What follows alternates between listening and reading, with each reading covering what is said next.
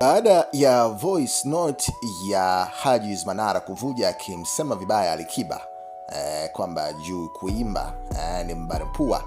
Sasa Alikiba ameweza kuja kwa kupitia ukurasa wake wa Instagram na kuweza kuposti picha hapo fulani. Hapo pembeni kulikuwa na balloon, alafu pembeni pia ukitizama hapo unaona kuna twiga, kimaanisha huyo twiga ni Zaiylissa.